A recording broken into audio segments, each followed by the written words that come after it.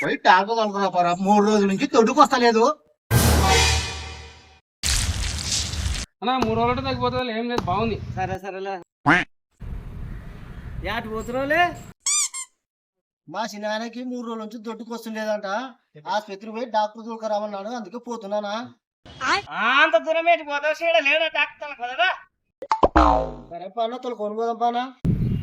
ఇస్తాం పండి సార్ అట. సరేనా బాబు పోదాం రండి.